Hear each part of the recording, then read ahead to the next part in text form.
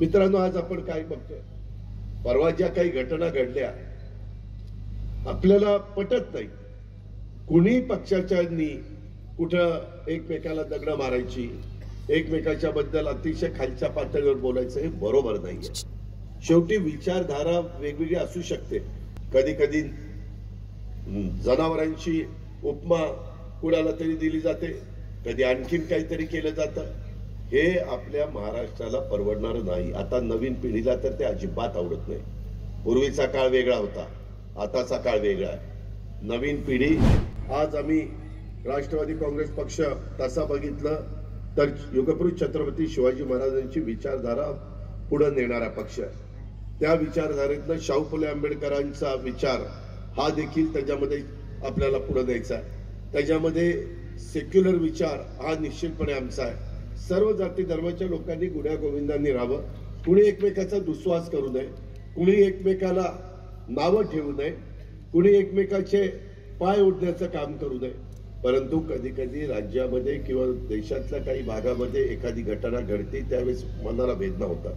तुम्हाला सगळ्यांना माहिती आहे, 1960ला संयुक्त महाराष्ट्राचा मंगल कलश ज्यावेळेस यशवंतराव चव्हाण साहेबांनी आणला, खऱ्या अर्थाने महाराष्ट्राला सुसंस्कृत महाराष्ट्र कसा असला पाहिजे, त्याच्यामध्ये साहित्य, कला, संस्कृती, क्रीडा याही क्षेत्राला वाव देत असताना जर उद्या कोण मोठ्या साहित्यिकांनी, लेखकांनी जर काही टीका टिप्पणी केली तर ती तेवढ्याच सहजपणे घेण्याचं आणि त्याच्याबद्दलचा कुठेही कमरेखाली वार न करण्याचं अशा प्रकारची चव्हाण साहेबांची परंपरा होती. मित्रांनो, आज आपण काय बघतोय, परवा ज्या काही घटना घडल्या आपल्याला पटत नाही.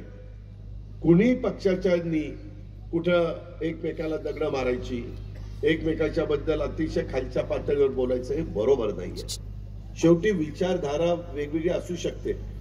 प्रत्येकाला संविधानाने, डॉक्टर बाबासाहेब आंबेडकरांनी मताचा अधिकार जसा दिलाय तसा विचार मांडण्याचा पण अधिकार दिलाय. तो विचार मांडत असताना कुणाच्या भावना दुखावल्या जाणार नाही.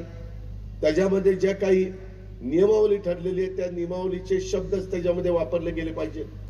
परंतु तसं घडताना दिसत नाही. कधी कधी जनावरांची उपमा कुणाला तरी दिली जाते, कधी आणखीन काहीतरी केलं जातं. हे आपल्या महाराष्ट्राला परवडणार नाही. आता नवीन पिढीला तर ते अजिबात आवडत नाही. पूर्वीचा काळ वेगळा होता, आताचा काळ वेगळा आहे. नवीन पिढी ही आता इन्फॉर्मेशन टेक्नॉलॉजी, बायोटेक्नॉलॉजी एवढं जग पुढे चाललेलं आहे आणि त्याच्यातनं अतिशय मजबूत अशा प्रकारे नरेंद्र मोदी साहेबांचं नेतृत्व ह्या देशाला मिळालेलं आहे. राजकारणातील प्रत्येक अचूक बातमीचे सर्वात आधी अपडेट्स मिळवण्यासाठी सरकारनामाच्या सर्व सोशल मीडिया प्लॅटफॉर्मला लाईक, फॉलो आणि सबस्क्राईब करा. तसंच सर्व नोटिफिकेशनसाठी बेल आयकॉन प्रेस करायला विसरू नका.